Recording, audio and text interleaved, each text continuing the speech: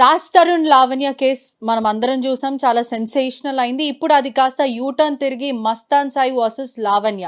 లావణ్య ఇంటికి వచ్చాడని మస్తాన్ సాయి అనేక సార్లు వేధింపులకి గురి చేశాడు, ఆ తర్వాత నన్ను చంపడానికి ప్రయత్నించాడు అంటూ లావణ్య కేసు పెట్టింది. ఈ దాంట్లో పూర్తిగా ఇన్వెస్టిగేషన్లో భాగంలో మస్తాన్ సాయి లావణ్య దగ్గర ఉన్న వీడియోస్ ఏవైతే అశ్లీలమైన వీడియోస్ లావణ్యకి సంబంధించినవన్నీ కూడా చిత్రీకరించాడు. ఆ తర్వాత అవంతా కూడా హార్డ్ డిస్క్ అతని దగ్గర పెట్టుకొని బ్లాక్మెయిల్ చేశాడు. అనేక సార్లు లావణ్యని కొట్టాడంటూ లావణ్య కేసు పెట్టింది. మా ఇంటికి దాడి మీద వచ్చాడు, ట్రెస్ పాస్ చేశాడని చెప్పి కేసు పెట్టింది. దీని ప్రకారము నార్సింగ్ పోలీసులు 14 రోజుల జ్యుడిషియరీ రిమాండ్ విధించారు. ఇప్పటికే చూసుకున్నట్టయితే కూడా ఇది ఒక సెన్సేషనల్ కేసు అనే చెప్పొచ్చు. ఎందుకంటే ఇరుగురు మధ్య గతంలో గొడవ జరిగింది. ఆ తర్వాత మస్తాన్ సాయికి లావణ్య చెప్పడం జరిగింది. మస్తాన్ సాయి నాకు ఒక ఫ్రెండ్, మాకు చాలా గొడవలు ఉంటాయంటే, మరి కేసు ఎందుకు పెట్టావు అని, గతంలో రేప్ కేసు పెట్టావు కదా, ఎందుకు పెట్టావు అంటే, ఒకళ్ళు పెట్టమంటే నేను పెట్టాల్సి వచ్చిందంటూ ఇటువంటి మాటలు చెప్పింది. కానీ ఇప్పుడు మాత్రం మస్తాన్ సాయి ఒక మృగం,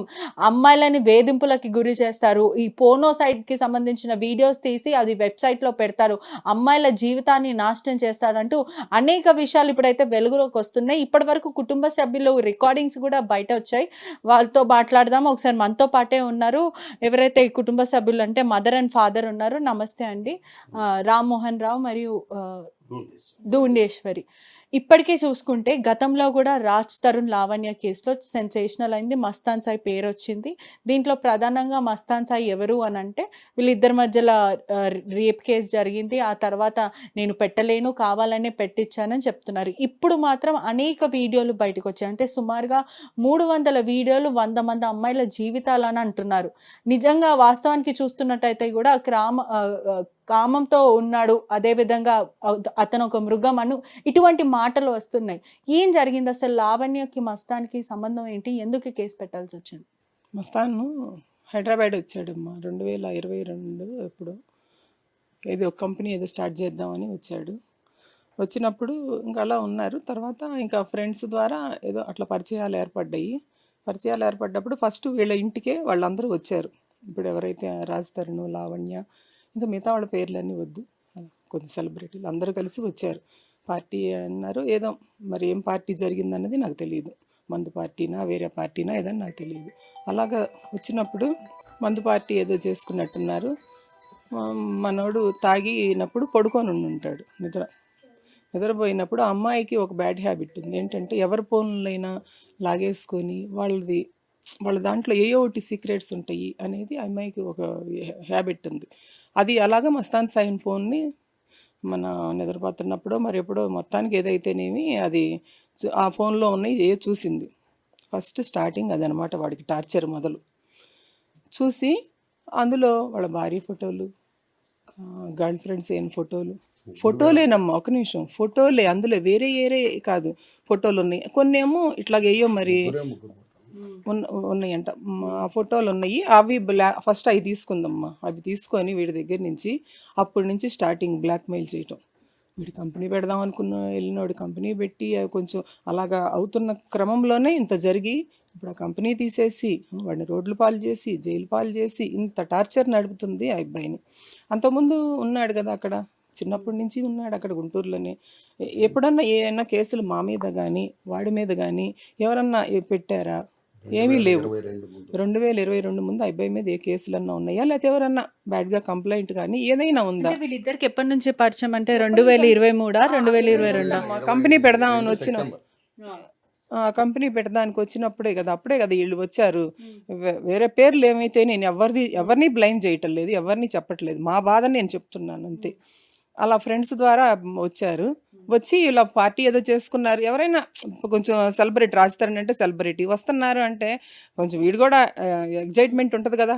అలా వాళ్ళు మా ఇంటికి వచ్చారనేసి ఎగ్జైట్మెంట్ ఉంది. అవన్నీ కూడా ప్రూఫ్లు ఉన్నాయి మన దగ్గర, ఫోటోలు కానీ అవన్నీ వాళ్ళే రావటం. ఫస్ట్ రాజధాని ఏం చేశాడంటే తను తప్పించుకోవటం కోసం అంటే ఆ అబ్బాయి ఎంత నరకం ఆ అమ్మాయితో అనుభవించాడో మరి అవి తప్పించుకోవటం కోసం మనవాడికి వదిలేసేసాడు. ఇంకా మనోడు ఇంకా ఎప్పుడైతే మనోడి మీద బ్లాక్మెయిల్ చేయడం మొదలెట్టిందో ఇంకా అబ్బాయి కొంచెం సేవ్ అయిపోయాడు. గతంలో రేప్ కేసు పెట్టింది, నన్ను ఒకవైపు ఒకవైపు రాజ్ తరుణ్‌తో నేను ఉంటున్నాను. రిలేషన్‌షిప్‌లో ఉంటున్నప్పుడు నేను అక్కడికి ఒక పార్టీ కోసం వెళ్ళిన తర్వాత నన్ను రేప్ చేశారు. లైంగికంగా నన్ను వేధించాడు. అందుకే నేను పెట్టాల్సొచ్చింది అని చెప్పింది గతంలో.